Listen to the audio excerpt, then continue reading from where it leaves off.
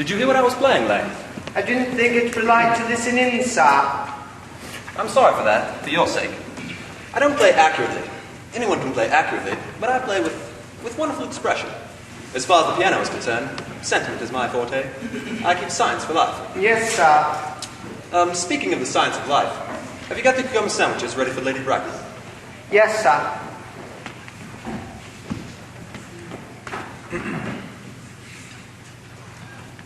Lane, I see from your book that on Thursday night, when Lord Shorman and Mr. Worthing were dining with me, 8 bottles of champagne are hinted as being consumed. Yes, sir. 8 bottles and a pint. Why is it that at a bachelor's establishment, the servants invariably drink the champagne? I ask merely for information. I attribute it to the superior quality of the wine, sir. I have often observed that in married households, the champagne is rarely, if ever, of the first-rate grade. Good heavens! Is marriage so demoralizing as that? I believe it to be a very pleasant state, sir. I have had very little experience of it up to the present. I have been married only once, and that was in consequence of a misunderstanding between myself and a young person.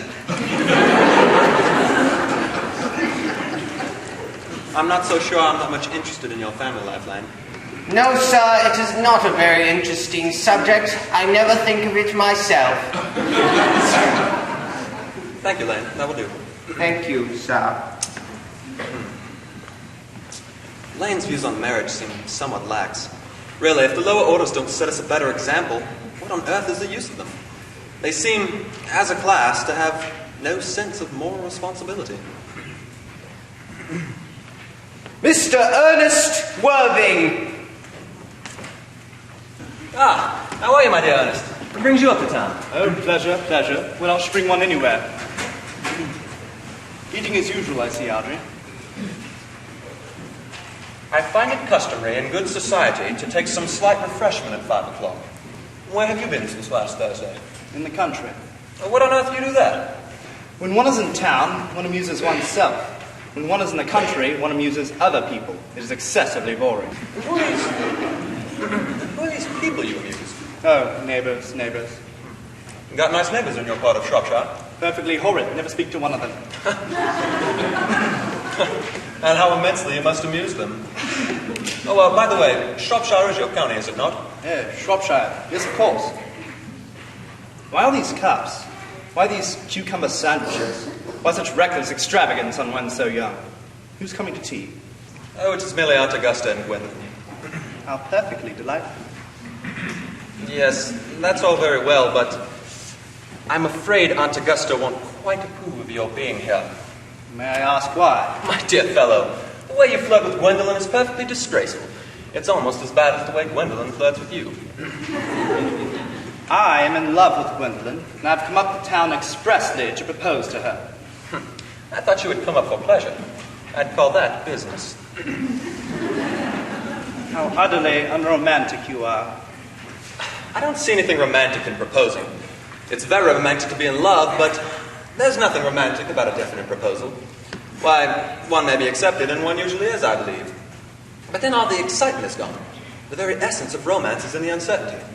If ever I am to get married, I shall try and forget the fact. I've no doubt about that, dear Algy. Oh, please, don't touch the cucumber sandwiches. They're ordered specially for Aunt Augusta. But you have been eating them all the time.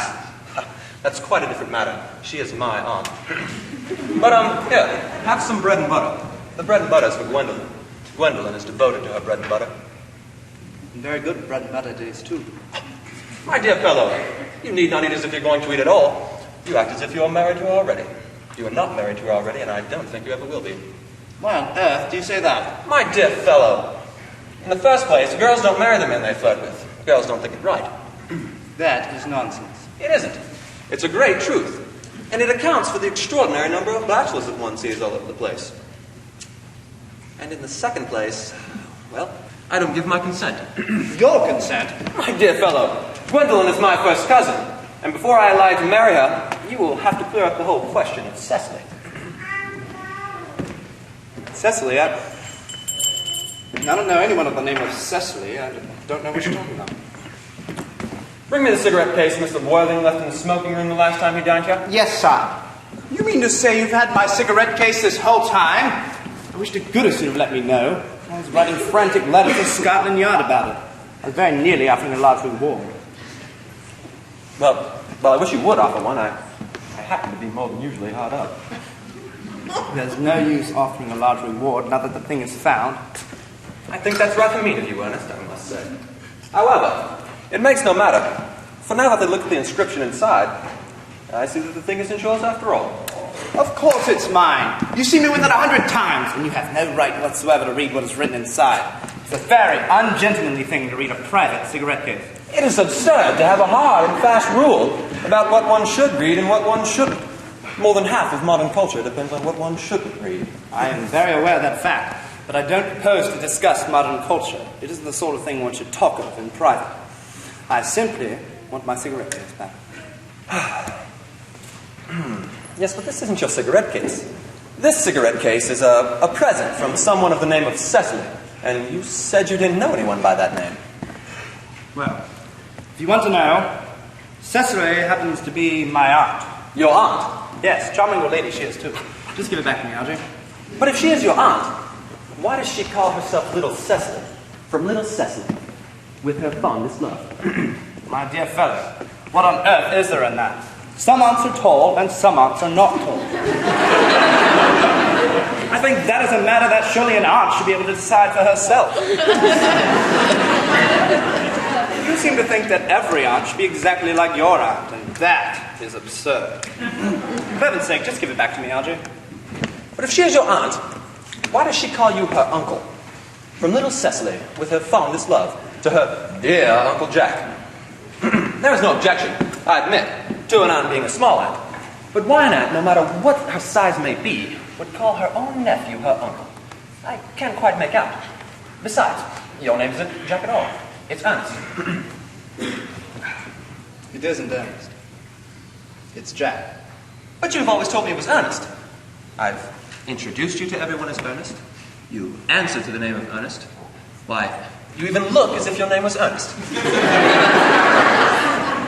Why, you're one of the most earnest-looking people I've ever seen in my life. It's absurd you're saying your name is Ernest. Well, it's on your cards. Here's one of them. Mr. Ernest Worthing, B4, the Albany. I shall keep this as proof that your name is Ernest. If ever you attempt to deny to me, or to Gwendolen, or to anyone else. Well, my name is Ernest in town, and Jack in the country. And the cigarette case was given to me in the country. Yes, but that does not account for the fact that your small Aunt Cecily calls you her dear uncle. Come on, boy, you had best get the thing out at once. My dear fellow, you talk exactly as if you were a dentist. It is very vulgar to talk like a dentist, isn't it? It produces a false impression. Yes, but that is exactly what dentists always do. I may mention that I've always suspected you of being a confirmed and secret Bunburyist, and I'm quite sure of that now. Bunburyist? What on earth do you mean by Bunburyist? I'll reveal to you the meaning of this incomparable expression as soon as you are kind enough to tell me why you were Ernest in town and Jack in the country. Produce my cigarette case first. Here it is. Now produce your explanation, and pray, make it improbable. My dear fellow, there's nothing improbable about my explanation at all. In fact, it's perfectly ordinary. The old Mr. Thomas Cardew, who adopted me when I was a little boy, made me in his will guardian to his granddaughter, Cecily Cardew. Cecily, who addresses me as her uncle, out of motives of respect that you could not possibly appreciate, lives at my place in the country, under the charge of her admirable governess, Miss Prism. Where is that place in the country, by the way? That is nothing to you, dear boy. You are not going to be invited. Let me tell you candidly that the place is not in Shropshire. I suspected that much, my dear fellow. I have Bunburied all over Shropshire on 2 separate occasions. Now go on, tell me the whole thing. Why are you Ernest in town and Jack in the country? My dear Algernon, I do not know whether you'll be able to understand my real motives. You're hardly serious enough. When one is placed in the position of guardian, one has to adopt a high moral tone on all subjects. And as a high moral tone can hardly be said to conduce much to either one's health or one's happiness, In order to come up to town, I've pretended to have a younger brother by the name of Ernest, who lives in the Albany and gets in the most dreadful scrapes. That, my dear fellow, is the whole truth, pure and simple. The truth is rarely pure and never simple. Modern life would be very tedious if it were either. And modern literature, a complete impossibility. That wouldn't be at all a bad thing. Literary criticism is not your forte, my dear fellow. Don't try it. Leave it to the people who haven't been at a university. They do it so well in the daily papers. What you really are is a Bunburyist. I was quite right in saying you were a Bunburyist. Why, you're one of the most advanced Bunburyists I know. What on earth do you mean? You have invented a very useful younger brother by the name of Earnest, in order that you may be able to go up to town whenever you like. I have invented an invaluable permanent invalid by the name of Bunbury, in order that I'm able to go down into the country whenever I choose. Bunbury is perfectly invaluable. Well, if it wasn't for Mr. Bunbury's extraordinary bad health, for instance, I wouldn't be able to dine with you at Willes's tonight, for I've been engaged to Aunt Augusta for more than a week. I haven't asked you to dine with me anywhere tonight. Yes, I know. You're very careless about sending out invitations. It's so foolish of you. Nothing annoys someone more than, well, not receiving an invitation. I think you better dine with your Aunt Augusta tonight. I haven't the smallest intention of doing anything of the kind. To begin with, I dine there on Monday, and once a week is quite enough to dine with one's own relations.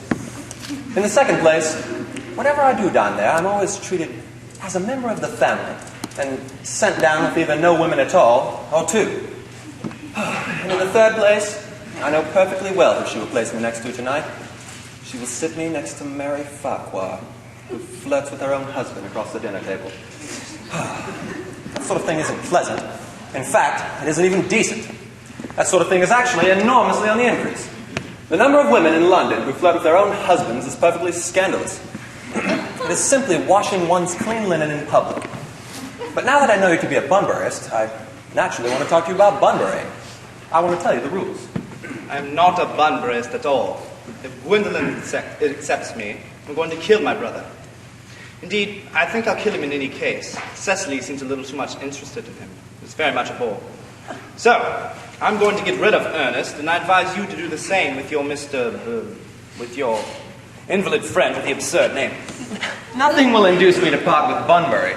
And if you are ever to get married, which seems to me extremely problematic, you'll be very happy to know Bunbury. A man who marries without knowing Bunbury has a very tedious time of it. If I marry a charming girl like Gwendolen, and she's the only girl I ever saw in my life that I would marry, I certainly won't want to know Bunbury. Then your wife will. You don't seem to realize that in married life, 3 is company and 2 is none. Oh, that must be Aunt Augusta. Now, if I can get her away for 10 minutes, so that you may have the opportunity of proposing to Gwendolen, may I dine with you tonight at Willes's? I suppose so, if you want to. But you must be serious about it. I hate people that aren't serious about meals. It's so shallow of them. Lady Bracknell and Miss Fairfax. Good afternoon, Algernon. I hope you're behaving very well. I'm feeling very well, Aunt Augusta. That's not quite the same thing. In fact, the two things rarely go together. Well, dear me, you are smart. I am always smart. Am I not, Mr. Worthing? You are quite perfect, Miss Fairfax. Oh, I hope I'm not that. It would leave no room for development, and I intend to develop in many directions. I'm sorry if we were a little late, Algernon. I was obliged to call on dear Lady Harbury. I hadn't been there since her policeman's death. And now have a cup of tea and one of those nice cucumber sandwiches you promised me. Certainly, Aunt Augusta. Gwendolen, won't you come and sit here? Oh, thanks, Mamma. I'm quite comfortable where I am. Good heavens, Lane! Where are the cucumbers? There were no cucumbers in the market this morning, sir. I went down twice.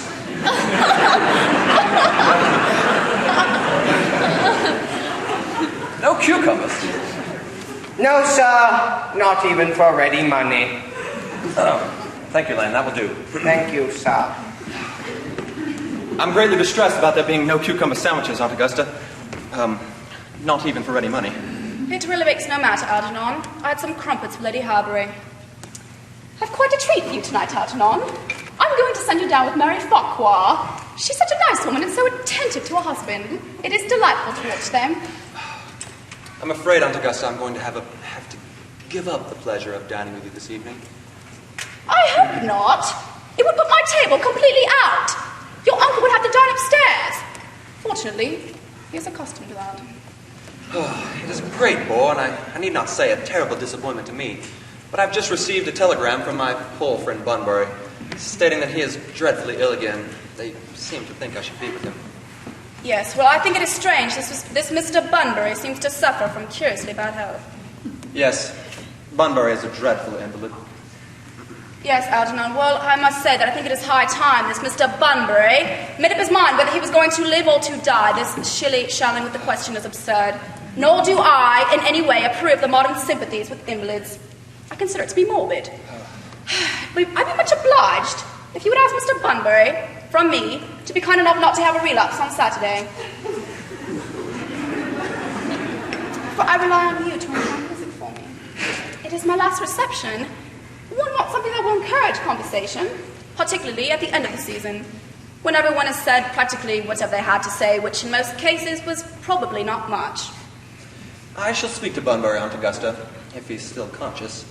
But I think I can promise you he'll be all right by Saturday. Of course, on the other hand, the music is a great difficulty.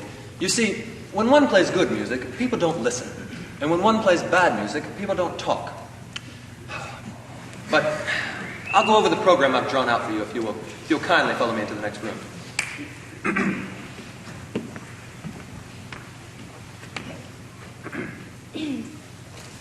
Thank you, Algernon. I'm sure the program will be delightful. Gwendolen, you'll accompany me. Certainly, Mamma.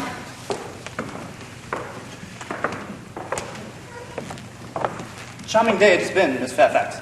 Pray, don't talk to me about the weather, Mr. Worthing. Whenever people talk to me about the weather, I always feel quite certain that they mean something else. And I don't like that. It makes me so nervous. I do mean something else. I thought so. In fact, I'm never wrong. And I would like to be allowed to take advantage of Lady Bracknell's temporary absence. I would certainly advise you to do so. Mamma has a way of coming back suddenly into a room that I have often had to speak with her about. Miss Fairfax, ever since I met you, I've admired you more than any other girl I've ever met since I met you. Yes, I'm quite well aware of the fact. And I often wish that in public, at any rate, you had been a bit more demonstrative. For me, you have always had an irresistible fascination. Even before I met you, I was far from indifferent to you. We live, as I hope you know, Mr. Worthing, in an age of ideals. The fact is constantly mentioned in the more expensive monthly magazines. And my ideal has always been to love someone of the name of Earnest. There is something in that name that inspires absolute confidence. The moment Algernon first mentioned to me he had a friend called Earnest, I knew I was destined to love you. You really love me, Gwendolen. Passionately. Oh, darling, you don't know how happy you've made me. My own Earnest.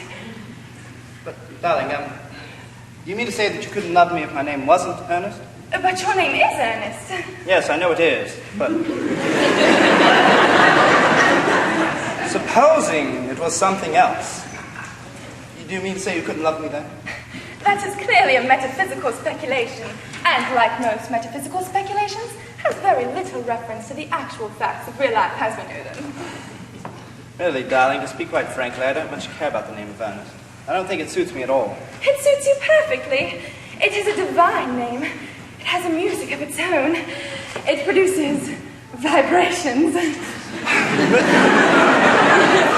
Really, darling, I think there are a lot of other nicer names. I think Jack, for instance, a very charming name. Jack?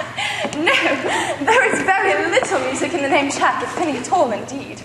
It does not thrill. It produces absolutely no vibrations. I have known several Jacks, and they all, without exception, were more than usually plain.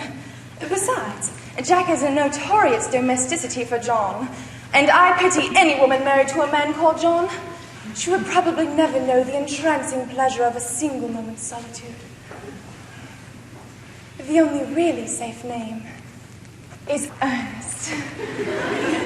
Darling, we must get married at once. Married, Mr. Worthing? Well, yes, you led me to believe, Miss Fairfax, that you're not absolutely indifferent to me, and you know that I love you. Well, I adore you, but you haven't proposed to me yet. The subject has not even been touched on. Well, may I propose to you now? I think it would be an admirable opportunity. And to spare you any possible disappointment, I think it's only fair to tell you, quite frankly beforehand, that I am fully determined to accept you.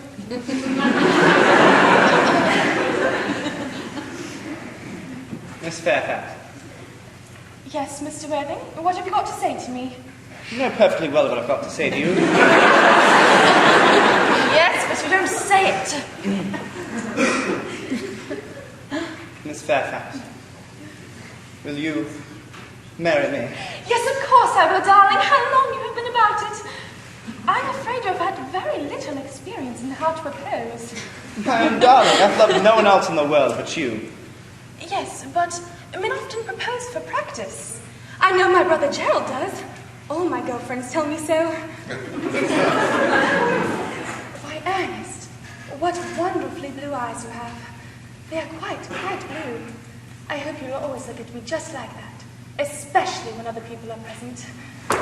Mr. Worthing, rise, sir, from the semi-recumbent posture. It is most indecorous. Mamma, I must beg you to retire. This is no place for you. Besides, Mr. Worthing has not quite finished yet. Finish what, may I ask?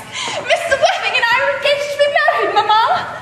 Pardon me, you are not engaged to anyone. And when you do become engaged to someone, I, or your father, should his health permit him, will inform you of the fact. An engagement should come on a girl as a surprise. Pleasant or unpleasant as the case may be, it is hardly a matter a girl should decide for herself. And now a few questions to put to you, Mr. Worthing. While I'm making these inquiries, you, Gwendolen, will wait for me below in the carriage. Mamma! Gwendolen, the carriage.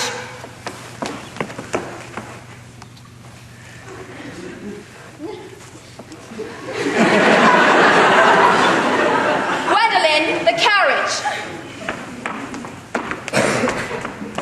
You can take a seat, Mr. Worthing. Thank you, Lady Bracknell. I prefer standing. I feel that I'm bound to tell you that you are not down on my list of eligible young men. Although I'm quite ready to enter your name, should your answers be what a truly affectionate mother requires. Do you smoke? Yes, I admit I do smoke. I'm glad to hear it. A man should always have an occupation of some kind. There are far too many idle men in London as it is. How old are you? 29. A very good age to be married at. I've always been of opinion that a man who desires to get married should either know everything or nothing. Which do you know? I know nothing, Lady Bracknell. I'm glad to hear it. I don't approve of anything that tampers with natural ignorance. Ignorance is like a delicate, exotic fruit. Touch it, and the bloom is gone. The whole theory of modern education is radically unsound. Fortunately, in England, at any rate, education produces no effect whatsoever.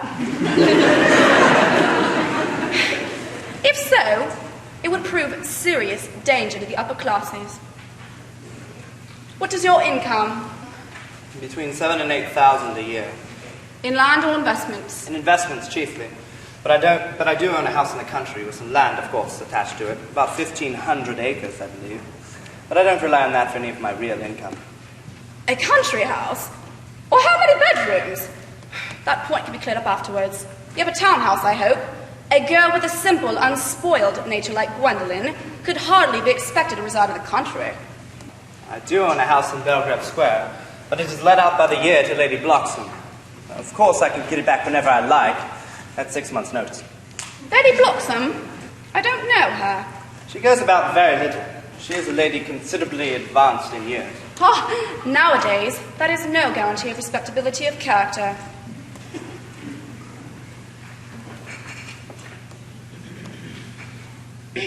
What number in Belgrave Square? 149. The unfashionable side. I knew there was something, although that can easily be altered. The fashion or the side? Oh, both, if necessary, I presume. Are your parents living? I have lost both my parents. To lose £1, Mr. Worthing, may be regarded as a misfortune. To lose both looks like carelessness. Who was your father? He was evidently a man of some wealth. Was he born with the radical papers called the Purple of Commerce, or did he rise from the ranks of the aristocracy? I really don't know. The fact is, Lady Bracknell, I told you that I had lost both my parents, but it would be near to the truth to say that my parents seem to have lost me. I was found. Found? Yes. The late Mr. Thomas Cardew, a very kind and charitable old gentleman, found me and gave me the name of Worthing, because he happened to have a first-class ticket for Worthing in his pocket at the time. Worthing is a place in Sussex. It is a seaside resort. And where did this charitable gentleman with the first-class ticket to a seaside resort find you? In a handbag. A handbag? Yes, Lady Bracknell, I was in a handbag. A somewhat large, black, leather handbag with handles to it. An ordinary handbag, in fact. In what locality did this Mr. James or Thomas Cardew come across this ordinary handbag? In the cloakroom at Victoria Station. The cloakroom at Victoria Station? Yes, the Brighton line. The line is immaterial. Mr. Worthing, I confess I feel somewhat bewildered by what you've just told me. To be born, or at any rate bred, in a handbag, whether it had handles or not, seems to me to display a contempt for the ordinary decencies of family life, which reminds me of one of the worst excesses of the French Revolution. My dear Lady Bracknell, what do you advise me to do? I need hardly to say that I would do anything in the world to ensure Gwendolen's happiness. I would strongly advise you, Mr. Worthing, to try and acquire some relations as soon as possible, and to make a definite effort to produce at any rate one parent of either sex before the season is quite over. I don't see how I could possibly do that. I could produce the handbag at any moment. It's in my dressing room at home. I really think that should satisfy you, Lady Bracknell. Me, sir? What has it to do with me? Do you honestly think that I, in Lord Bracknell, would dream of allowing our only daughter, a girl brought up with the utmost care, to marry into a cloakroom and to form an alliance with a postel? Good morning, Mr. Worthing. Good morning.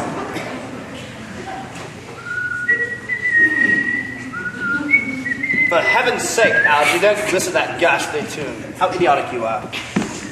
Didn't go off for her, old boy. You don't mean to tell me Gwendolen refused you? I know it is a way she has. She's always refusing people. I think it is most ill-natured of her. Gwendolen is right as a trivet.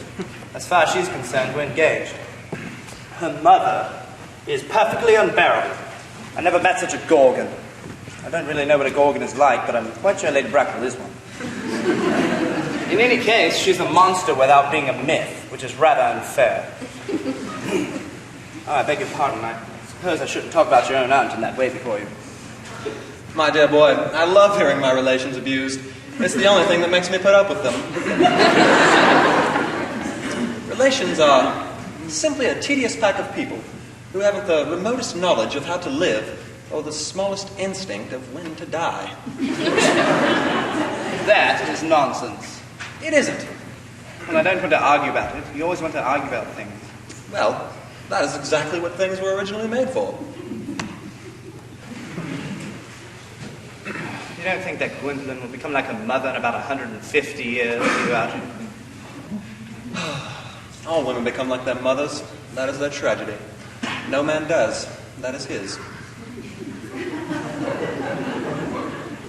Was that clever? It was perfectly phrased and quite as true as any observation in civilized life should be. I'm sick to death of cleverness. Everyone's clever nowadays. Seems I can't go anywhere without meeting clever people. The thing has become an absolute public nuisance. I wish to goodness we had a few fools left. Well, we have. I should extremely like to meet them. What do they talk about? The fools? Oh, well, about the clever people, of course. What fools? Have you told Gwendolen the truth about your being Earnest in town and Jack in the country? My dear fellow, the truth isn't the sort of thing you tell to a nice, sweet, refined girl like Gwendolen. What extraordinary ideas you have about the way to behave to a woman. The only way to behave to a woman is to flirt with her if she is pretty, and with someone else if she is plain. That is nonsense. What about your brother? What about the profligate Earnest? By the end of the week, I shall have got rid of him. I'll say he died in Paris of apoplexy. Lots of people die of apoplexy quite suddenly, don't they, Algy? Yes, of course, but it's hereditary. It's the sort of thing that runs in families. You would much better say a severe chill. Very well, then.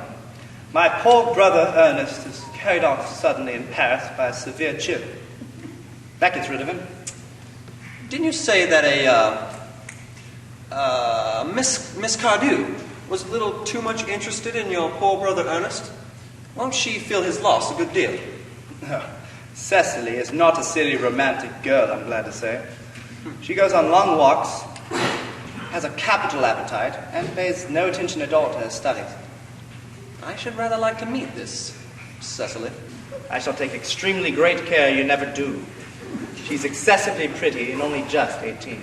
Oh, have you told Gwendolen that you have an excessively pretty ward who is merely 18?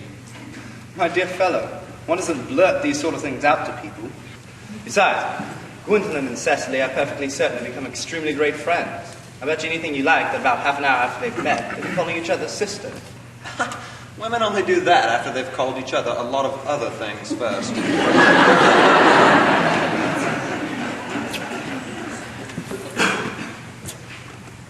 If we're going to get a good table at Willis's, we really must go and dress.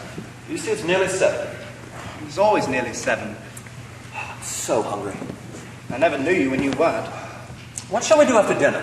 We could go to the theater. Oh, I loathe listening. Well, then we could go to the club. I hate talking. Well, then we could trot around the Empire around 10. I hate doing that. It's so silly. Well, then what on earth shall we do? Nothing. Nothing. It's awfully hard work doing nothing. But I guess I don't mind a little hard work as long as there's no definite object of any kind. Miss Fairfax! Gwendolen, upon my word! Algy, kindly turn your back. I have something very particular to say to Mr. Worthing. I'm sorry, Gwendolen. I'm afraid I can't allow this. Algy, you always adopt such a strictly immoral attitude towards life. You're not quite old enough to do that. Darling. Ernest, we may never be married. From the expression on Mamma's face, I fear we never shall. Few parents nowadays pay any regard at all to what their children say to them. The old-fashioned respect for the young is fast dying out. Whatever influence I had over Mamma, I lost at the age of 3. But, although she may prevent us from becoming man and wife, and I may marry someone else, and marry often, nothing she can possibly do can alter my eternal devotion to you. Dear Gwendolen. The story of your romantic origin, as related to me by Mamma, with unpleasing comments, has naturally stirred the deeper fibers of my nature. The simplicity of your character makes you exquisitely incomprehensible to me. Your town address I have. What is your address in the country? The Manor House, Walton, Hertfordshire. Okay. There's a good postal service, I suppose. It may be necessary to do something desperate. That, of course, will require serious consideration. I will communicate with you daily. My own one. How long do you remain in town? Till Monday. Good. Algy, you may turn round now. Thanks, I've turned round already. You may also ring the bell. You will let me see to your account, darling. Certainly. I will see Miss Fairfax now. Yes, sir. A glass of sherry, Lane. Yes, sir. Lane, I think tomorrow I'll go Bunburying. Yes, sir.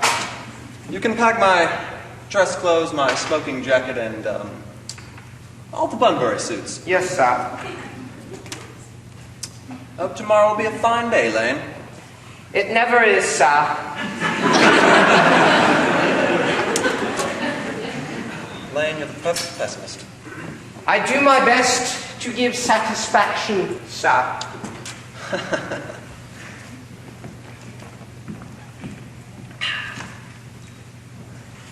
What on earth are you so amused at? I'm just a little anxious about poor Bunbury, that is all. If you're not careful, your friend Bunbury will get you into a terrible scrape someday. I love scrapes. They're the only things that are never serious. That is nonsense. You never talk anything but nonsense. Nobody ever does.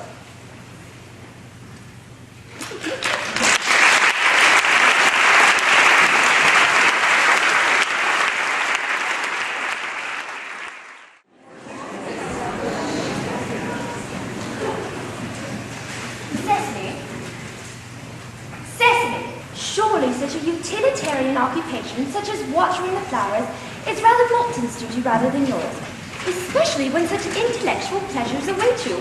Your German grammar's on the table. Pray, open it at page 15. We will repeat yesterday's lesson. But I don't like German. It isn't at all a becoming language. I know perfectly well that I look quite plain after my German lesson.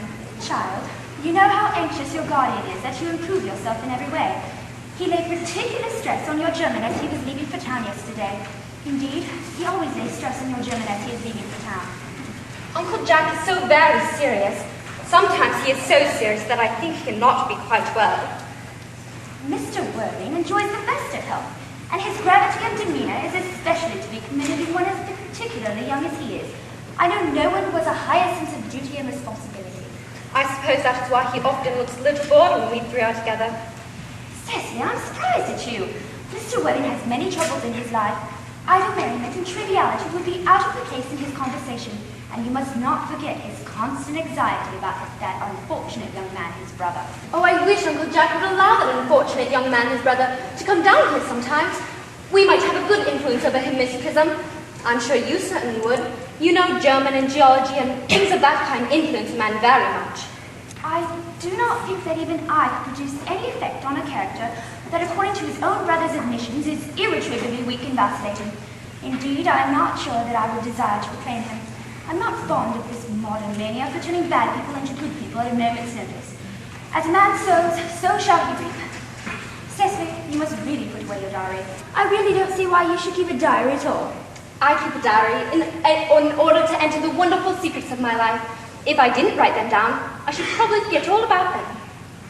Memory, my dear Cecily, is the diary we all carry about with us. Yes, but it usually chronicles the things that have never happened and couldn't possibly happen. I believe memory is responsible for nearly all the 3-volume novels.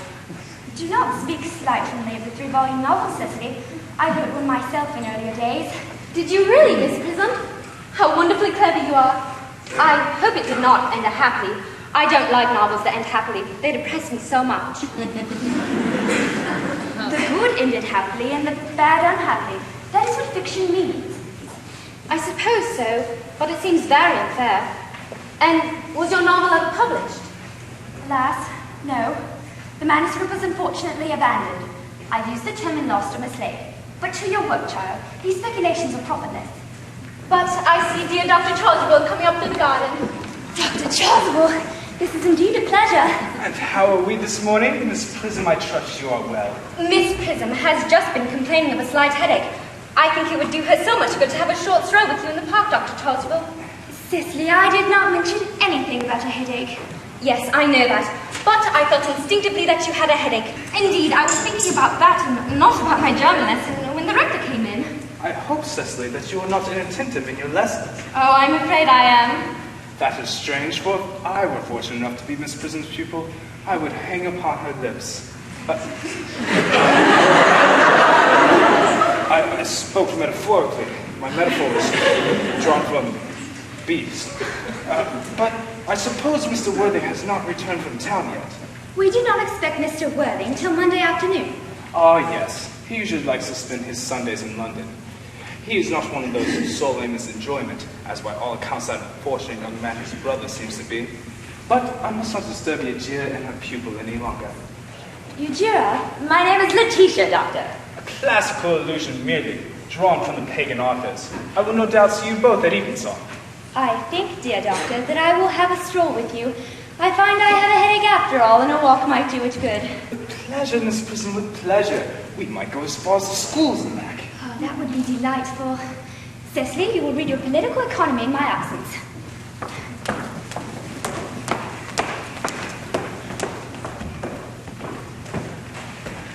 Mr. Ernest Worthing has just driven over from the station.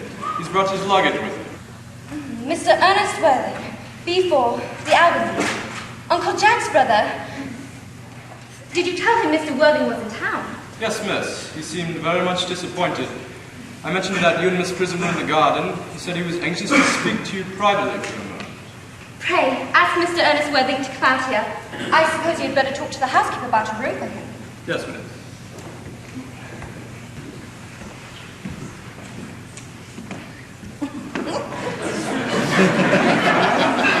You're my little cousin Cecily, I'm sure. You are under some strange mistake. I'm not little. In fact, I believe I'm more than usually tall for my age. But I am your cousin Cecily. You, I see from your card, are Uncle Jack's brother. My cousin Ernest. My wicked cousin Ernest. Why, I'm not really wicked at all, cousin Cecily. You mustn't think that I'm wicked. Well, if you're not, then you have certainly been deceiving us all in a very inexcusable manner. I hope you have not been leading a double life, pretending to be wicked but being really good all the time. That would be hypocrisy. Well, I have been rather reckless. I'm glad to hear it. Well, now that you mention the subject, I have been very bad in my own small way. I don't think you should be so proud of that, although I'm sure it must have been very pleasant.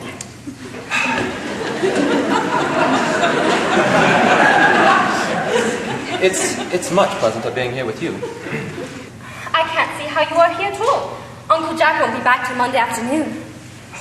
It's a great disappointment. If I'm obliged to go out by the first train on Monday morning, I have a business appointment that I'm anxious to miss. Well, I know, of course, how important it is not to keep a business engagement if one wants to retain any sense of the beauty of life. But I still think you had better wait till Uncle Jack arrives. I know he wants to talk to you about your emigrating. About my what? Your emigrating. Uncle Jack is sending you to Australia. Australia? I'd sooner die. Well, he said at dinner on Wednesday night that you would have to choose between this world, the next world, or Australia. The accounts I've heard of Australia and the next world are not very encouraging. This world is good enough for me, cousin Cecily. Yes, but are you good enough for it? I'm afraid I'm not that. That is why I want you to reform me. You could make it your mission if you'd like, cousin Cecily. I'm afraid I've no time this afternoon. Well then, what would you say to my reforming myself this afternoon? It is rather quixotic of you, but I think you should try. I think I will. I feel better already. You are looking a little worse. Well, that's because I'm hungry. How thoughtless of me. I should have remembered that when one is going to lead an entirely new life, one requires regular and wholesome meals. Won't you come in? Thank you. But might I have a buttonhole first? I've never any appetite unless I've had a buttonhole first. Marie Schnell? No, I'd sooner a pink rose. Why? Because you would like a pink rose, cousin Cecily. I don't think it can be right for you to talk to me like that. Miss Prism never says such things. Miss Prism is a short-sighted old lady. You were the prettiest girl I ever saw. Miss Prism says that all good looks are a snare. Well, they are a snare, but every sensible man would like to get caught in. Oh, I don't think I should care to catch a sensible man. I shouldn't know what to talk to him about. You are too much alone, dear doctor. You should get married. A misanthropy I can understand, a womanthropy never, never. Believe me, Miss Prism, I do not deserve so nihilistic a phrase. The precept as well as the practice of the primitive church was distinctly against matrimony. Well, that is obviously the reason why the primitive church has not lasted up to the present day. And you do not seem to realize, dear doctor, that by persistently remaining single, a man converts himself into a permanent public temptation. This very celibacy leads weaker vessels astray. But is a man not equally attractive when married? No married man is ever attractive except to his wife. And often, I am told, not even to her. That depends on the intellectual sympathies of the woman. Maturity can be depended upon. Ripeness can be trusted. Young women are green. I spoke horticulturally, doctor. My metaphor was drawn from the fruits. But where's Cecily? Perhaps she followed us to the schools. Mr. Worthing. Mr. Worthing? We did not expect you till Monday afternoon. I have returned sooner than I expected. Dr. Chasuble, I hope you are well. Mr. Worthing, I hope this God of woe does not betoken some terrible calamity. My brother. More shameful debts and extravagances. Still leading his life of pleasure. Dead. Your brother Earnest. Dead. Quite dead. What a lesson for him. I trust he will profit by it. Mr. Worthing, I offer you my sincere condolence. You have at least the consolation of knowing that you are the most generous and forgiving of brothers. Poor Ernest. He had many faults, but it is still a sad, sad blow. Very sad indeed. Were you with him at the end? No, he died abroad, in Paris, in fact. I had received a telegram from the manager of the Grand Hotel. Was the cause of death mentioned? Severe chill, it seems. As a man sows, so shall he reap. Charity, Miss Prism, charity. None of us are perfect. I myself am peculiarly susceptible to draughts. Will the interment take place here? No, he seems to have expressed the desire to be buried in Paris. In Paris? I fear that hardly points to any very serious state of the mind of the last. You would no doubt wish for me to make some slight allusion to this tragic domestic affliction next Sunday. My sermon on the meaning of the matter can be adapted to almost any situation, joyful, or as in the present case, distressing. I have preached it at harvest celebrations, christenings, consolations, on days of humiliation, and festival days. The last time I delivered it was in the cathedral, as a charity sermon on behalf of the Society for the Prevention of Discontent among the Upper Orders. The bishop who was present was much struck by some of the analogies I drew. That reminds me, Dr. Chasuble, you mentioned christenings, I think. You are continually christening, aren't you? I mean, you do know how to christen, don't you? It is, I regret to say, one of the rector's most constant duties in his parish. I have often spoken to the poor classes on the subject, but they don't seem to know what thrift is. But is there any particular infant in whom you are interested, Mr. Worthing? Your brother, I believe, was unmarried, was he not? My brother was unmarried. He didn't have any children. I'm not interested in any children. I'm very fond of children, but no. The fact is, I would like to be christened myself this afternoon, if you have nothing better to do. But surely you have been christened already. I don't remember anything about it. But have you any grave doubts on the subject? I certainly intend to have, but I don't know whether the thing would bother you in any way, or if you think I'm a little too old now. Not at all. The sprinkling, in fact, immersion of adults is a perfectly canonical practice. Immersion? You need have no apprehensions. Sprinkling is all that is necessary, or I think advisable. Our weather is so changeable. At what hour would you wish the ceremony performed? I might trot round about 5 or so, if that would suit you. Perfectly, perfectly. In fact, I have 2 similar ceremonies to perform at that time. A case of twins that occurred in one of the outlying cottages on your estate. Poor Jenkins Zacata, a most hard-working man. I don't see much fun in being christened along with other babies. That would be childish. Would 5:30 do? Admirably, admirably. And now, Mr. Worthing, I shall not intrude any longer into a house of sorrow. I merely beg that you not be too much bowed down by grief. What seem to us bitter trials are often blessings in disguise. This seems to me a blessing of an extremely obvious kind. Uncle Jack, I am pleased to see you back. But what horrid clothes you've got on. Do go and change them. Cecily? My child, my child! Uncle Jack, what is the matter? You look as if you have a toothache, and I've got such a surprise for you. Who do you think is in the dining room? Your brother. Who? Your brother, Earnest. He arrived half an hour ago.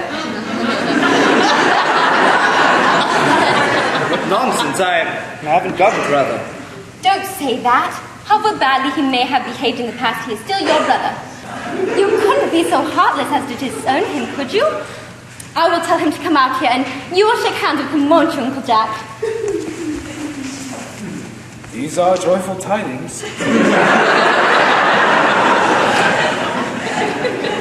After we had all been resigned to his loss, his sudden return seems to me particularly distressing. I think it perfectly absurd. Good heavens! Brother John, I've come down from town to tell you how sorry I am for all the trouble I've caused you. And to tell you that I intend to lead a better life in the future. Uncle Jack, you are not going to refuse your own brother's hand. Nothing will induce me to take his hand. I think his coming down here disgraceful, and he knows perfectly well why. Uncle Jack, do be nice. There is some good in everyone, and Ernest has just been telling me all about his poor invalid friend, Mr. Bunbury, whom he goes to visit so often. And surely there must be some good in one who is kind to an invalid, who leaves the pleasures of London to sit by a bed of pain. So he's been talking to you about Bunbury, has he? Yes, he has told me all about poor Mr. Bunbury and his terrible state of health. Bunbury. Well, I will not have him talk to you about Bunbury or anything else. It is enough to drive one perfectly frantic. Of course, the faults were all on my side. But I must say, I think Brother John's coldness towards me is peculiarly painful. I much expected a more enthusiastic welcome, especially considering this is the first time I have come here. Uncle Jack, if you don't shake hands with Ernest, I will never forgive you. Never forgive me? Never. Well, this is the last time that I shall ever do it. It's pleasant, is it not, to see so perfect a reconciliation? I think we might leave the two brothers alone. Cecily, you will come with us. Certainly, Miss Prism. My little task of reconciliation is over. You have done a beautiful act, dear child. We must not be premature in our judgments. You young scoundrel, Algy, you've got to get out of this place as soon as possible. I don't allow any blundering here. I've put Mr. Ernest's things in the room next to yours, sir. Suppose that is all right. What? Mr. Ernest's luggage, sir. I have unpacked it and put it into the room next to your own. His luggage? Yes, sir. 3 portmanteaus, a dressing case, 2 hat boxes, and a large luncheon basket. I'm sorry, but I'm afraid I won't be able to stay for more than a week this time. Merriman, order the dog cart at once.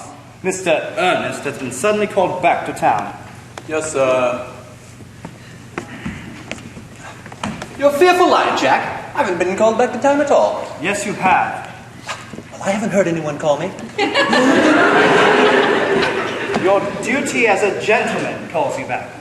My duty as a gentleman has never interfered with my pleasures in the smallest degree. I have no doubt about that, dear Algy. Well, Cecily is a darling. And I will not have you talk with Miss Cardew like that. I don't like it. Well, I don't like your clothes. You look perfectly ridiculous in them. Why not let you go up and change? You know, it is perfectly childish your being in deep mourning for someone who is actually staying in your house with you for a whole week.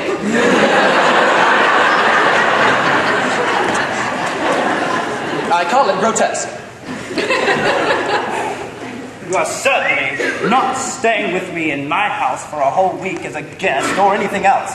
You simply must leave by the 4:05 train. I won't leave you so long as you are in mourning. I would think it most unfriendly. If I were in mourning, you wouldn't leave me, I suppose. But I would think it most unkind if you didn't. Will you go if I change my clothes? Yes, of course. But be quick about it. I haven't seen someone take so long to dress with such little result. Well, at any rate, that is better than being always overdressed as you are. If I'm occasionally a little overdressed, I make up for it by being always immensely overeducated. Your vanity is ridiculous. Your conduct an outrage, and your presence in my garden is perfectly absurd. However, you've got to catch the 4:05, and I hope you have a pleasant journey back to town. This Bunburying, as you call it, has not been a great success for you. Well, I think it's been a great success. I'm in love with Cecily, and that is everything. But I must see her again before I leave. I need to make arrangements for another Bunbury. Ah, there she is. Oh, I merely came back to water the roses. I thought you were with Uncle Jack. He's gone to get the dog cart for me. Oh, is he going to take you for a nice drive? No, I'm afraid he's going to send me away. Then, have we got to part? It's very painful parting. It is always painful to part from people one has known a very brief space of time. The absence of old friends one can endure with equanimity, but even a momentary separation from anyone to whom one has just been introduced is almost unbearable. The dog cart is at the door, sir. It can wait, Merriman, for 5 minutes. Yes, Mills. Cecily, I hope I shall not offend you if I state quite frankly and openly that you seem to me to be, well, in every way, the visible personification. I think your frankness does you great credit, Ernest. If you allow me, I will copy your remarks into my diary. Your diary? Do you really keep a diary, Cecily? I should love to see it. Oh, no, you see, it is only a record of a young girl's thoughts and impressions and consequently meant for publication. When it appears in volume form, I hope you will order a copy. But pray, don't stop now, Ernest. I delight in taking down from dictation. I have reached absolute perfection. You may go on. I'm quite ready for more. So, don't cough, Ernest. When one is dictating, one should speak fluently and not cough. Besides, I don't know how to spell a cough. Cecily, ever since I first looked upon your wonderful and incomparable beauty, I've dared to love you, wildly, passionately, devotedly, and hopelessly. I don't think it can be right for you to tell me that you love me wildly, passionately, devotedly, hopelessly. Hopelessly doesn't seem to make much sense, does it? Cecily. The dog cart is waiting, sir.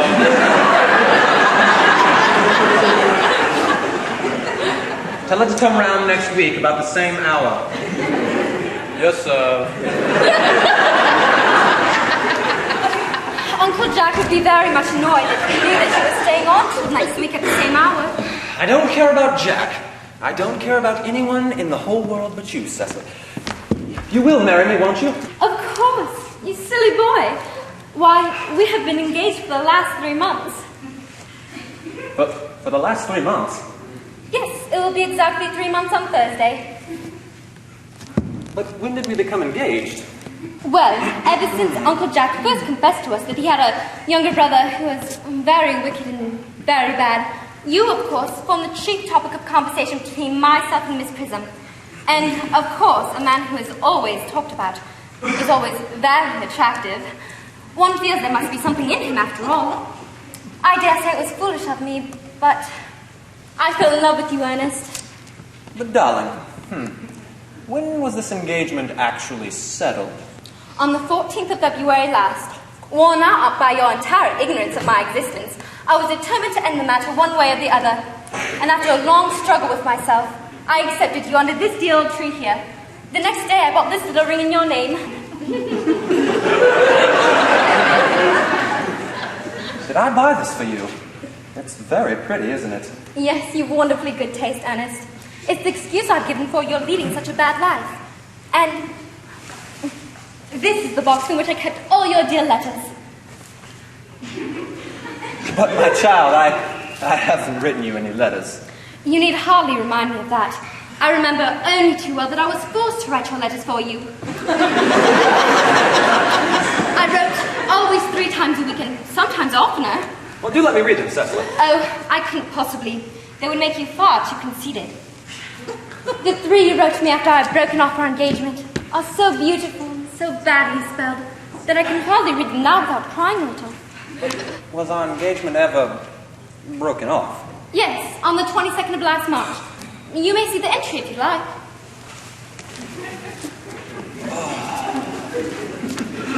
Today I broke off my engagement with Earnest.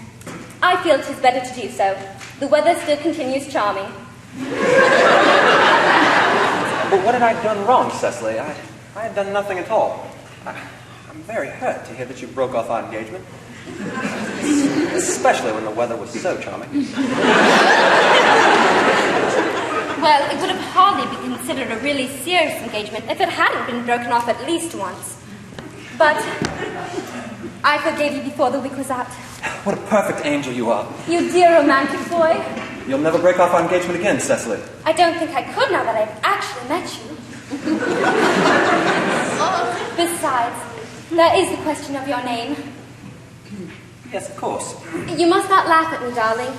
But it had always been a girlish dream of mine to love somebody whose name was Earnest. There is something in that name that inspires absolute confidence. I pity any poor married woman whose husband is not called Earnest. But Cecily, do mean to say you couldn't love me if my name was something else besides Earnest? But what name? Oh, any name you like. Algernon, for instance. But I don't like that name. But my own dear, sweet, loving little darling, I don't see why you would object to the name of Algernon. It's actually not a very bad name at all. In fact, it's a rather aristocratic name. More than half the chaps that end up in the bankruptcy court are called Algernon. But seriously, Cecily, if my name was Algie, couldn't you love me? I might respect you. I might admire your character. But I fear that I should not be able to give you my undivided attention. Cecily, your rector here is, I suppose, thoroughly experienced in the rites and ceremonials of the church? Oh yes, Dr. Chasuble is a most learned man. He has never written a single book, so you can imagine how much he knows. Well, I must see him at once on most important business. Oh. I shan't be more than half an hour. Considering that we've been engaged since February 14th, that I met you only today for the first time, I think it rather hard that you be leaving me for so long a period as half an hour. Couldn't you make it 20 minutes? I'll be back in no time. What an impetuous boy he is. I must enter his proposal into my diary. Hey, Miss Fairfax has just called to see Mr. Worthing on very important business, Miss Fairfax states. Is it Mr. Worthing in the library? Mr. Worthing went in the direction of the rectory some time ago. Pray, ask the lady to come out here. You may bring tea as usual. Yes, ma'am.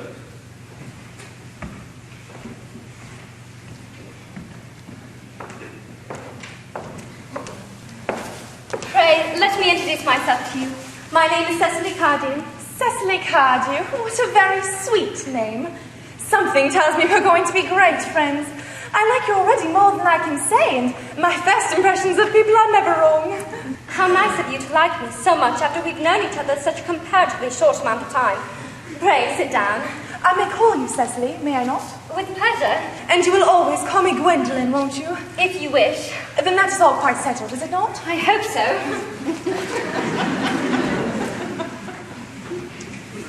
Perhaps this might be a favourable opportunity for my mentioning who I am. My father is Lord Bracknell. You've never heard of Papa, I suppose? I don't think so. Outside the family circle, Papa, I am glad to say, is entirely unknown. I think that is quite as it should be. The home seems to me to be the proper sphere for the man. And once a man begins to neglect his domestic duties, he becomes painfully effeminate, does he not? And I don't like that. It makes men so very attractive. Cecily, Mamma, whose views on education are remarkably strict, has brought me up to be extremely short-sighted. It is part of her system. So, do you mind my looking at you through my glasses? Not at all, Gwendolen. I'm quite fond of being looked at.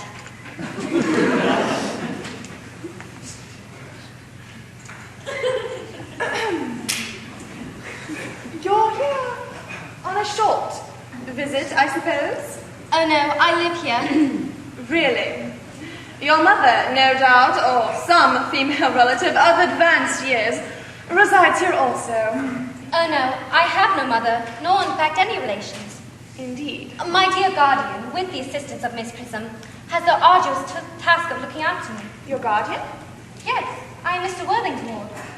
Oh, it is strange he never mentioned to me he had a ward. How secretive of him. He grows more interesting hourly.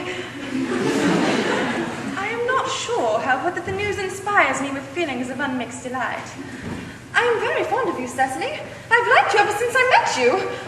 But I am bound to state that now that I know you're Mr. Worthing's ward, I can't help expressing a wish you were, well, just a little older than you seem to be and not quite so very alluring in appearance.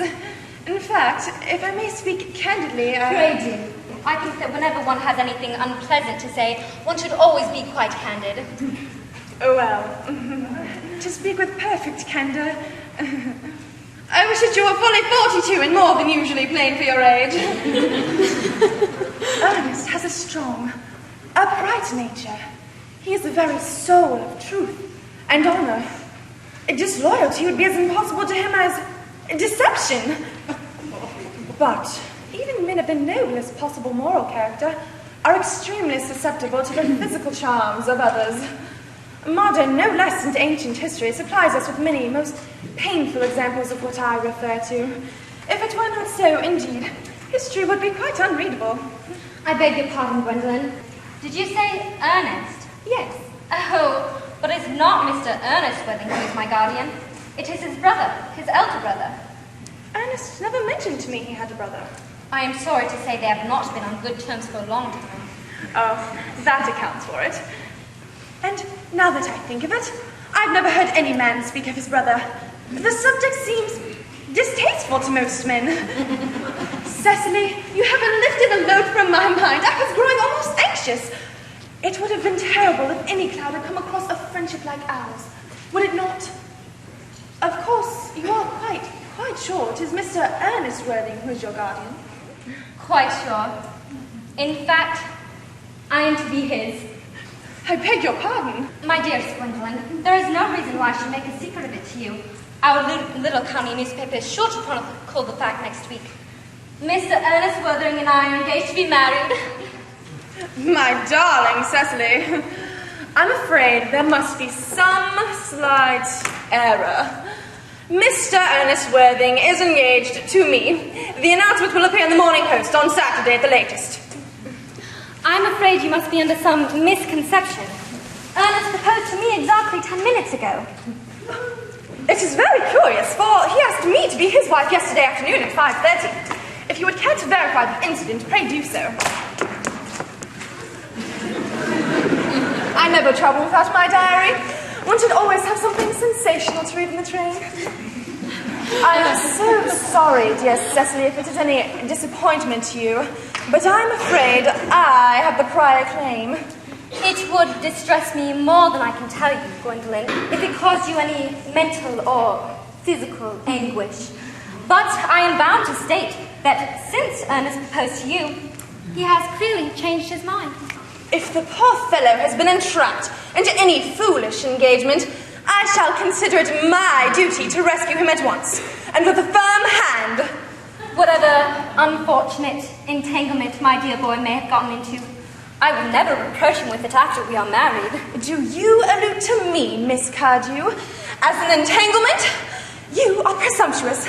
On an occasion of this kind, it becomes more than a moral duty to speak one's mind. It becomes a pleasure. Do you suggest, Miss Fairfax, that I entrapped Ernest into an engagement? How dare you? This is no time for wearing the shallow mask of manners. When I see a spade, I call it a spade. I am glad to say that I have never seen a spade. It is obvious that our social spheres have been widely different. Shall I lay tea here as usual, miss? Yes, as usual. Are there many interesting walks in the vicinity, Miss Cardew? Oh yes, a great many. In fact, from the top of one of the hills quite close, one can see 5 counties. 5 counties? I don't think I should like that. I hate crowds. I suppose that is why you live in town. Quite a well-kept garden this is, Miss Cardew. So glad you like it, Miss Fairfax. I had no idea there were any flowers in the country. Oh yes, flowers are as common here as people are in London. Personally, I don't understand how anyone manages to exist in the country, if anyone who's anyone does. The country always bores me to death. May I offer you some tea, Miss Fairfax? Yes, thank you. Sugar? No, thank you. Sugar is not fashionable anymore. Cake or bread and butter? Bread and butter, please. Cake is rarely seen at the best households nowadays.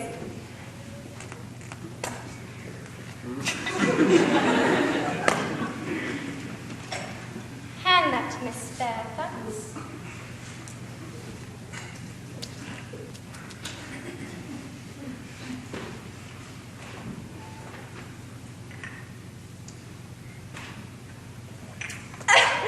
You have filled my tea with lumps of sugar, and though I ask most distinctly for bread and butter, you have given me cake.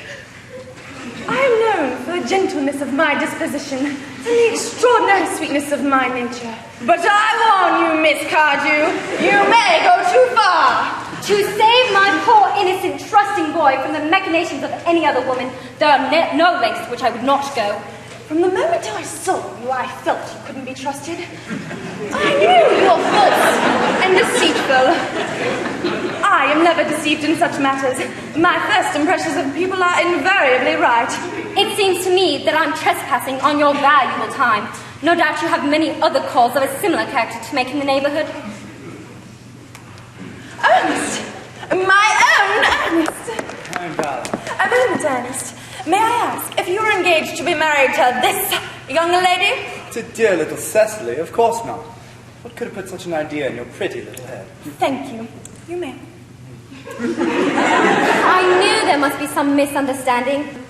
For the man whose arm is present round your waist is my guardian, Mr. John Worthing. I beg your pardon. This is Uncle Jack. Jack! Here is Ernest. Darling.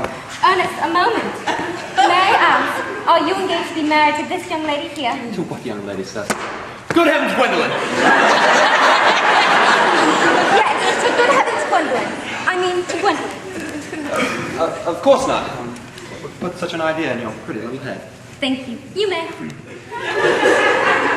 I felt there was some slight error, Miss Cardew, for the gentleman who is now embracing you is my cousin, Mr. Algernon Moncreiff. Algernon Moncreiff? Oh. Are you called Algernon?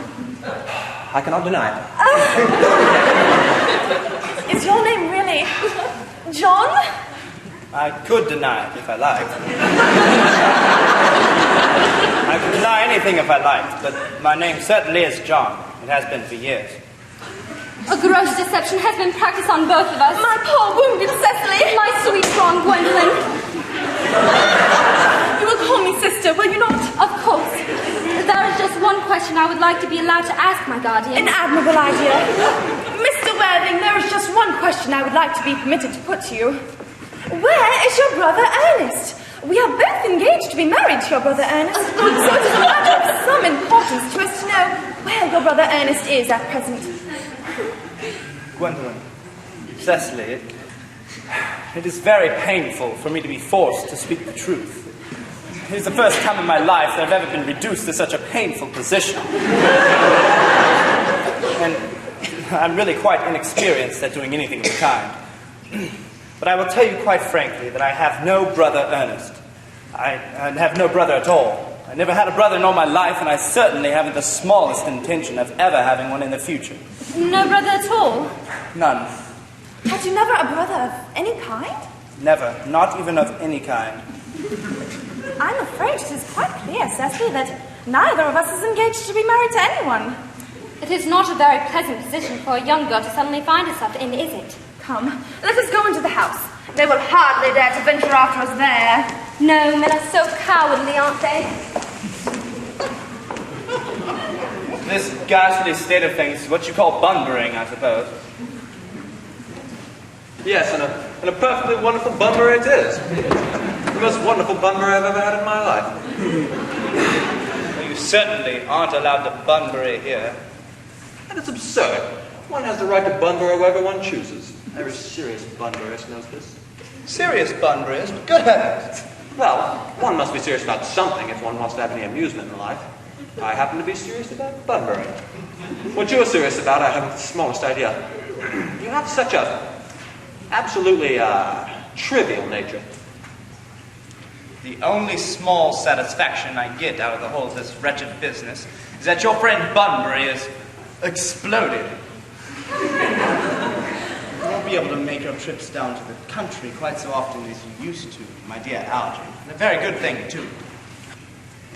Your brother is a little off color, isn't he, dear Jack? You won't be able to go up to town quite so often as your wicked custom was. And not a bad thing either. And as for your conduct toward Miss Cardew, I must say your taking a sweet, simple, innocent girl like that is quite inexcusable. To say nothing of the fact that she is my ward. Well, I cannot see any possible defense in your deceiving a brilliant, clever, and thoroughly experienced young lady like Miss Fairfax. I wanted to be married to Gwendolen. That is all. I love her. Well, I simply wanted to be engaged to Cecily. I adore her. There's certainly no hope at all if you're marrying Miss Cardew. Well, I can see no possibility of you and Miss Fairfax being united. Well, that's no business of yours. Well, if it was my business, I wouldn't talk about it. It's very vulgar to talk about one's own business. Only people like stockbrokers do that, and then merely at dinner parties.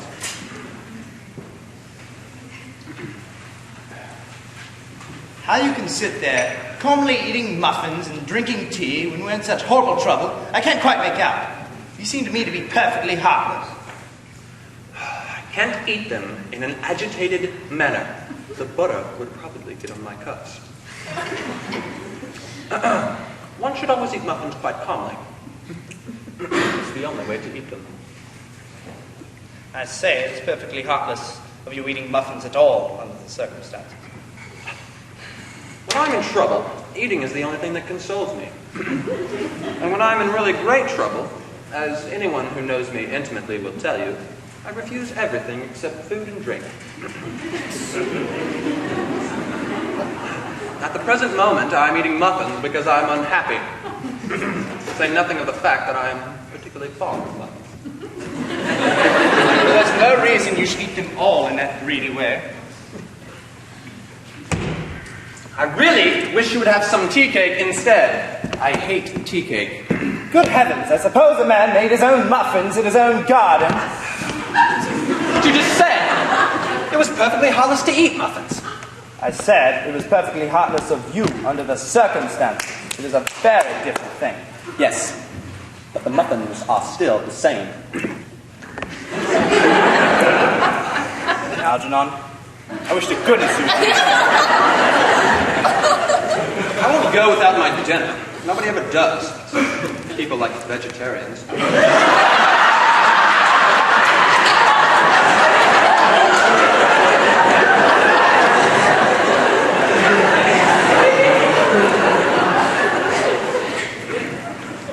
Besides, I've just made arrangements with Dr. Chasuble to be christened at 5:45 under the name of Earnest. My dear fellow, the sooner you give up that nonsense, the better. I made arrangements myself this morning with Dr. Chasuble. You christened at 5:30. And I will naturally take the name of Ernest. Gwendolen would wish it. You can't both be christened Ernest. That's absurd. Besides, I have a perfect right to be christened if I like. There's no evidence at all that I've ever been christened by anybody. And I should think it extremely probable I never have. And so does Dr. Chasuble. It is entirely different in your own case. You've been christened already. Yes, but I haven't been christened in years. Yes, but you have been christened, and that is the important thing. Quite so. So I know my constitution can stand it. If you are not quite sure about your ever having been christened, I must say I think it rather dangerous you're venturing on it now. It might make you very unwell. Why on earth do you say that? Well, because it would make you look like a moron. Well, that is nonsense. You never talk anything but nonsense. Jack, you're at the muffins again. I really wish you wouldn't. I told you, I'm particularly fond of muffins. And I hate tea cake. Then why do you allow it to be served to your guests? What ideas have you of hospitality? Algernon, I already told you to leave. I don't want you here. Just go. Well, I haven't finished my tea yet. Besides, there's still one muffin left.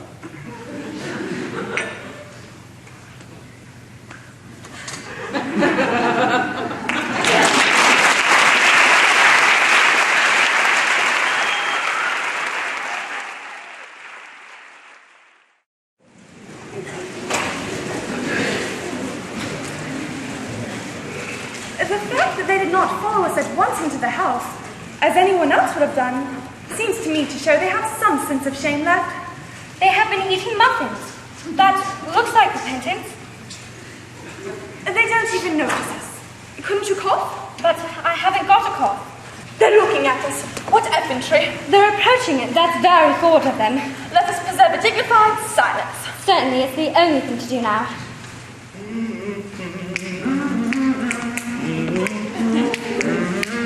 This dignified silence seems to produce an unpleasant effect. A most distasteful one. But we will not be the first to speak. Certainly not. Mr. Worthing, I have a very particular capacity. Much depends on your reply. Gwendolen, your common sense is invaluable. Mr. Moncreiff, kindly answer me the following question. Why did you pretend to be my guardian's brother? Well, so that I might have the opportunity of meeting you. That certainly seems a satisfactory explanation, does it not? Yes, dear, if you can believe him. I don't. But that does not affect the wonderful beauty of his answer. True. In matters of grave importance, style, not sincerity, is the vital thing. Mr. Worthing, what explanation can you offer me for pretending to have a brother? Was it in order that you might have the opportunity of coming up to town to see me? Is all things possible? Can you doubt it, Miss Fairfax? I have the gravest doubts upon the subject, but I intend to crush them. Now is not the time for German skepticism. Their explanations appear to be quite satisfactory, especially Mr. Worthing's. That seems to me to have the stamp of truth upon it. I am more content with what Mr. Moncreiff said. His voice alone inspires absolute credulity. Then should we forgive them? Yes. I mean, no. True. I had forgotten. There are principles at stake that one cannot surrender. But which of us should tell them? The task is not a pleasant one. Could we not both speak at the same time? An excellent idea. I nearly always speak at the same time as others. Won't you take the time for me? Certainly. Your Christian names are still an insuperable barrier. That is all. Our Christian names? Is that all? But we are going to be christened this afternoon. For my sake, you're prepared to do this terrible thing? I am. To please me, you're ready to face this fearful ordeal. I am. How absurd it is to talk of the equality of the sexes. Where matters of self-sacrifice are concerned, men are infinitely beyond us. We are. They have moments of physical courage of which we women know absolutely nothing. Darling! Darling. Lady Bracknell. Good heavens. Gwendolen, what does this mean? Merely that I am engaged to be married to Mr. Worthing, Mamma. Come here. Come here immediately. Hesitation of any kind is a sign of mental decay in the young and physical weakness in the old. Apprised, sir, of my daughter's sudden flight by her trusty maid, whose confidence I purchased by means of a small coin. Followed her at once by luggage train. But you must clearly understand that all communication between yourself and my daughter must cease to exist from this moment. On this point, as of all points, I am firm. But I'm going to be engaged to Gwendolen, Lady Bracknell. You are nothing of the kind, sir. And with regards, Algernon, Yes, Augusta. may I ask if it is in this house that your invalid friend, Mr. Bunbury, resides? No, Aunt Augusta, actually, Bunbury doesn't live here at all. He died. Died? His death must have been extremely sudden. Yes, Bunbury died this afternoon. What did he die of? Oh, Bunbury was actually, quite exploded. Exploded? I was not aware this Mr. Bunbury was interested in social legislation. If so, he is well punished for his morbidity. I mean, he was found out. The doctors found out that Bunbury could not live, so he died?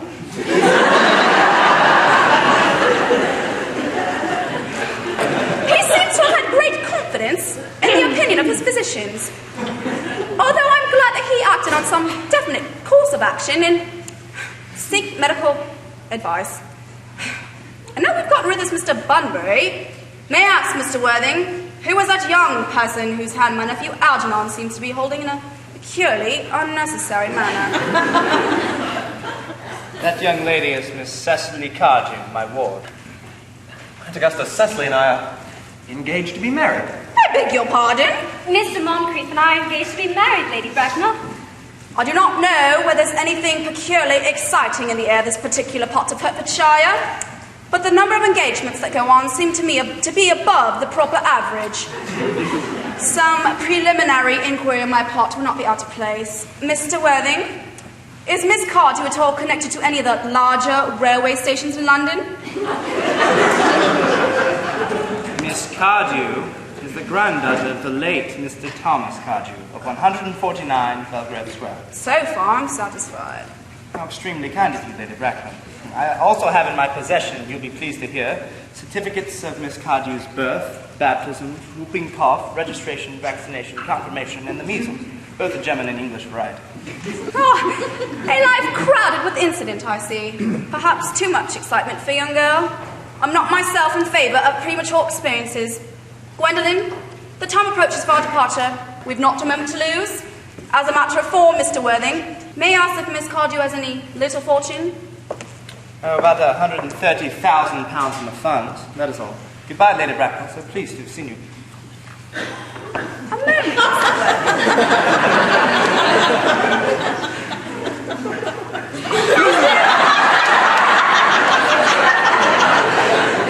£30,000? Aren't in the funds? Miss Cardew seems the most attractive young lady. Now that I look at her.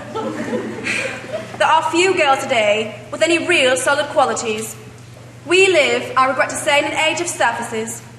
Come here, dear child. Pretty child. Your dress is sadly simple, and your hair almost as nature might have left it. But we can soon alter all that. A thoroughly experienced French maid can produce marvellous results in a very brief space of time. Kindly turn round, child. No, the side view is what I want. Yes, quite as I expected. There are distinct social possibilities in your profile. The chin a little higher, dear. Style largely depends on how the chin is worn. They are worn very high just at present. Algernon? Yes, Aunt Augusta. There are distinct social possibilities in Miss Cardew's profile. Aunt Augusta, Cecily is the prettiest, dearest, and sweetest girl I've ever met. And I don't care two pence about social possibilities. Never speak disrespectfully about society, Algernon. Only those who cannot get into it do that. My dear child, you must understand that Algernon has nothing but his debts to rely upon. For I am not myself in favour of mercenary marriages. When I married Lord Bracknell, I had no fortune of any kind, but I never dreamed for a moment to let that stand in my way. Well, I suppose I must give my consent. Thank you, Aunt Augusta. Cecily, you may kiss me. Thank you, Lady Bracknell. And for the future, you may address me as Aunt Augusta. Thank you, Aunt Augusta. Yes, I think the marriage should take place quite soon. Thank you, Aunt Augusta. To speak quite frankly, I'm not myself in favour of long engagements. They give people the opportunity to get to know each other's character before marriage. Which I never think is advisable. I beg your pardon for interrupting you, Lady Bracknell, but this engagement is quite out of the question. I'm Miss Cardew's guardian, and she cannot marry without my consent until she comes of age, and that consent I absolutely decline to give. Upon what grounds, may I ask? Algernon is an extremely, I may almost say ostentatiously eligible young man. He has nothing, but he looks everything. What more can one desire? It pains me very much to have to speak to you frankly, Lady Bracknell, about your nephew.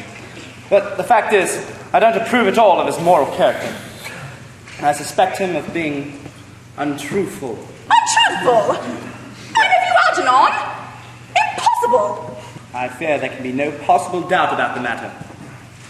This afternoon, during my temporary absence in London on an important question of romance, he obtained admission to my household by means of the false pretense of being my brother. Under an assumed name, he drank, I've just been informed by my butler, an entire pint bottle of my Perrier Jouet Brut 89. Mine I was especially reserving for myself. Continuing his disgraceful deception, he succeeded in the course of the afternoon in alienating the affections of my only ward. He subsequently stayed to tea and devoured every single muffin. And what makes his conduct all the more heartless is that he knew very well from the start that I have no brother, and I never had a brother, and that I don't intend to have a brother, not even of any kind. And I distinctly told him so myself yesterday afternoon. My dear child, Mr. Worthing, after careful consideration, I've decided to overlook my nephew's conduct to you. Extremely generous of you, Lady Bracknell. My decision is unalterable. I decline to give my consent. My dear child, how old are you, dear? Well, I'm really only 18. 18? Well, then it will not be long before you become of age and free from the restraints of tutelage. So I don't think that your guardian's consent is at all of any real importance. I beg your pardon for interrupting you again, Lady Bracknell, but it's only fair for me to say that according to the terms of her grandfather's will, Miss Cardew does not come of age till she is 35.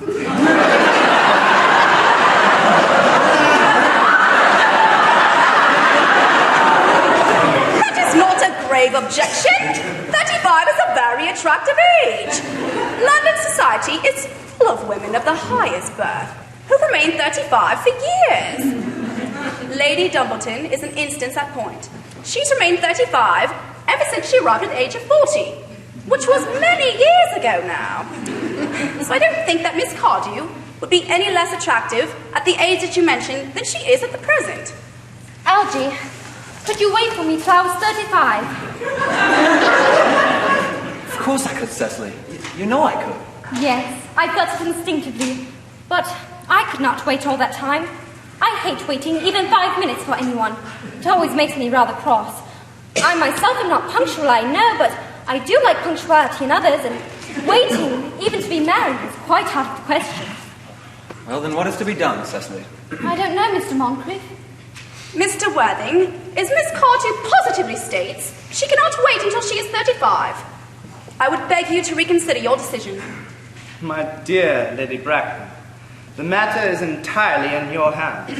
The moment you consent to my marriage with Gwendolen, I'll most gladly allow your nephew to form an alliance with my ward. I hope you understand that what you propose is out of the question. Then a passionate celibacy is all that any of us can look forward to.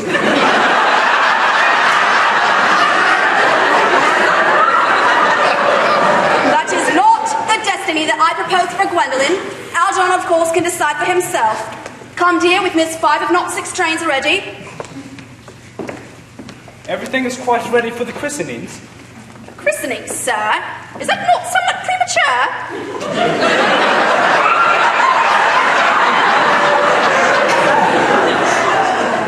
Both these gentlemen have expressed a desire for immediate baptism. At their age? The idea is irreligious and grotesque. Algernon, I forbid you to be baptized. I will not hear of such excesses. Am I to understand that there are to be no christenings at all this afternoon?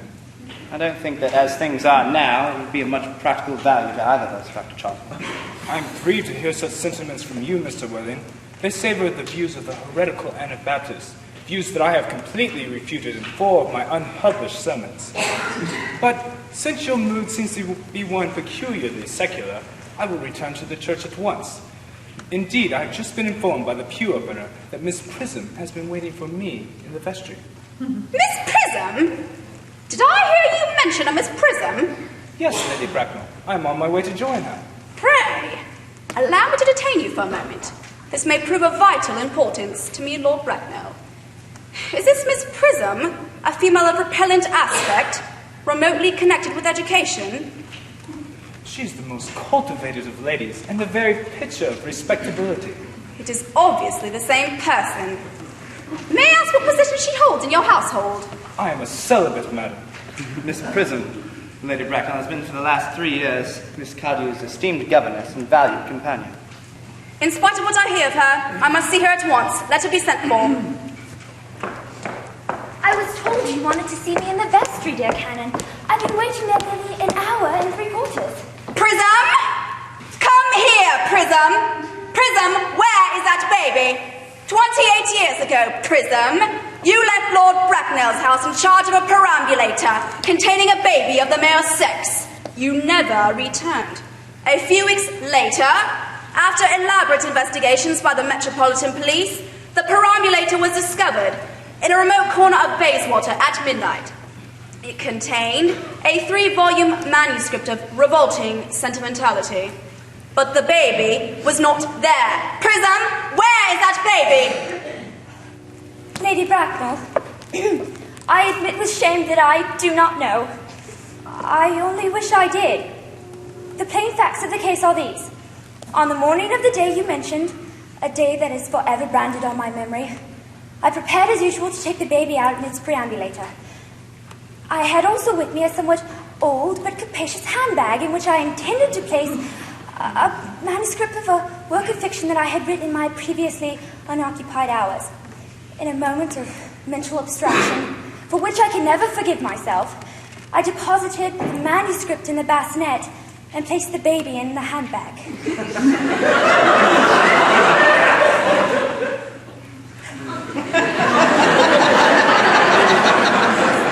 Where did you deposit the handbag?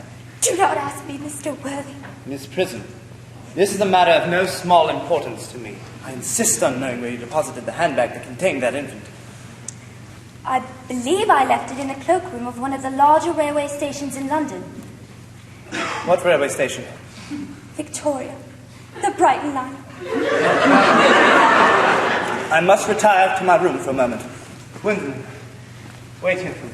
If you are not too long, I will wait for you here all my life.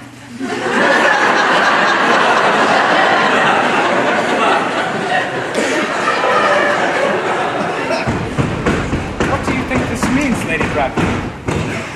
I need hardly say, Dr. Chasuble, that strange occurrences of these never happen to families of high position. They are hardly the considered thing. Uncle Jack seems strangely agitated. Your guardian has a very emotional nature. It has stopped now. The suspense is terrible. I hope it shall last.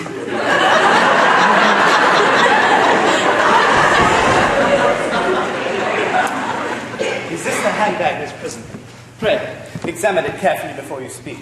The happiness of more than one life depends on your answer. Well, it seems to be mine. Oh yes, here on the lock are my initials. I had forgotten that in an extravagant mood I had them placed there. I'm so delighted to have it so unexpectedly restored to me. It has been a great inconvenience being without it all these years. Miss Prism, more is restored to you than this handbag. I was the baby you placed in it. You? Yes, Mother.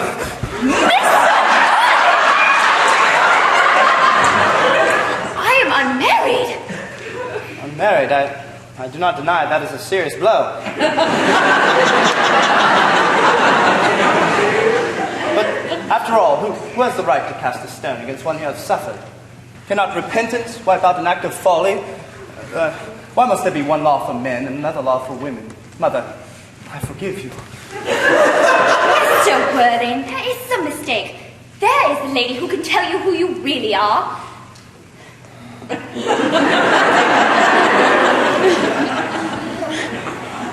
Lady Bracknell, I hate to seem inquisitive, but could you kindly inform me who I am? I'm afraid that the news I have to give you will not altogether please you. You're the son of my poor sister, Mrs. Moncreiff.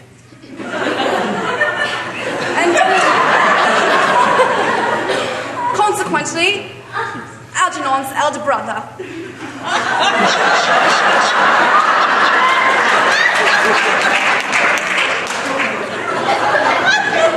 Algy's elder brother? Then I do have a brother after all. Well, of course I have a brother. I always said I had a brother. Cecily, how could you have ever doubted I had a brother? Dr. Chasuble, my unfortunate brother. Gwendolen, my unfortunate brother. Miss Prism, this is my unfortunate brother. Algernon, you're going to have to treat me with more respect in the future. You have never behaved to me like a brother in all your life. Well, not till today, old boy. I admit I was a little off practice, but I tried my best. My own one. But what own are you? What is your Christian name now that you have become someone else? Oh, I'd quite forgotten that matter. Your decision on the matter of my Christian name is irrevocable, I suppose. I never change, except in my affections. Noble nature you have, Gwendolen. Then the matter must be cleared up at once. Aunt Augusta, a moment. At the time when Miss Prism deposited me in the handbag, had I been christened already? Every luxury that money could buy had been lavished on you by your fond and doting parents. And I have been christened. What was the name I was given? Pray, let me know the words.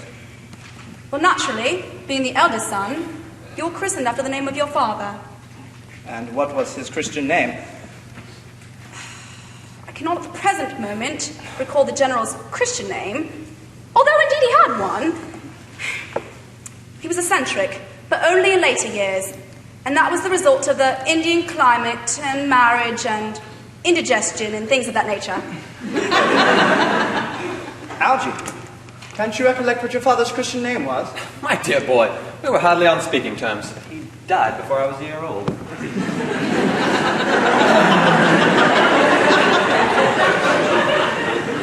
His name would no doubt appear on the military list of the period, I suppose.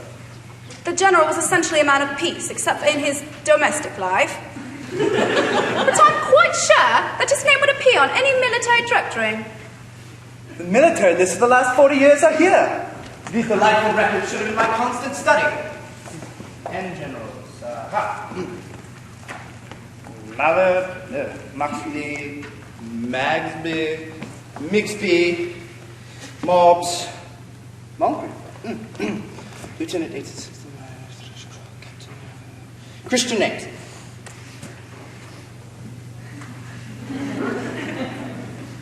Ernest John.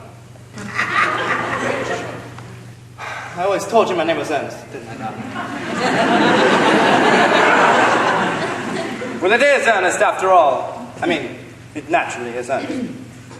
Yes, I do remember that the General's name was Ernest. I knew I had some particular reason for not liking that name. Ernest! My own Ernest! I thought from the first that you could have no other name. My own darling, it is a terrible thing for a man to find out suddenly that all his life he's been speaking nothing but the truth.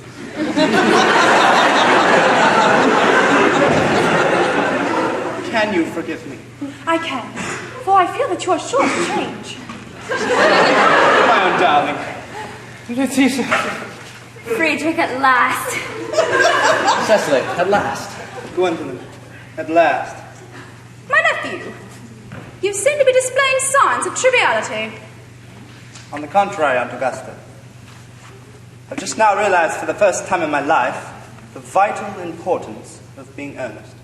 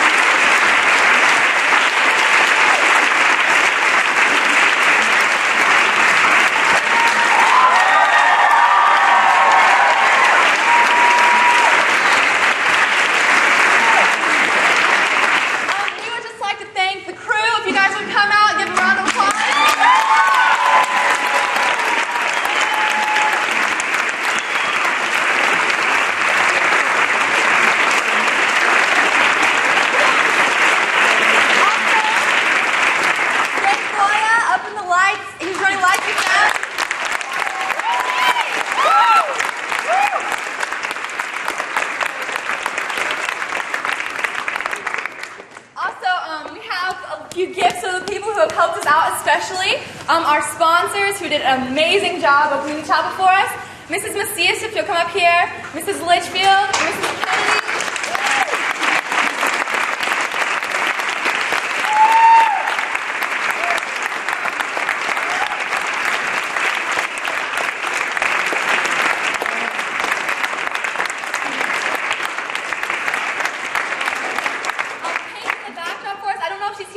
But Beth Stone painted the garden scene, and Christina Baez.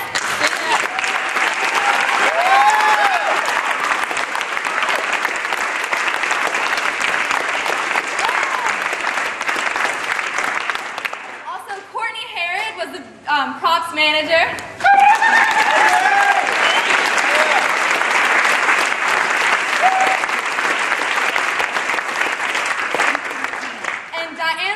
Did an amazing job. She did props. She got all the props for us. She got all of our costumes. This girl has spent so many hours working for us. So we have a gift for her.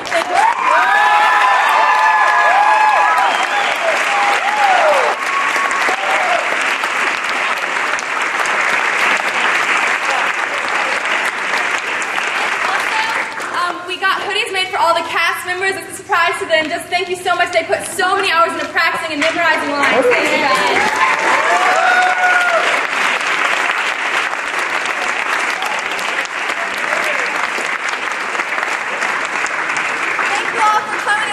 Great night tonight.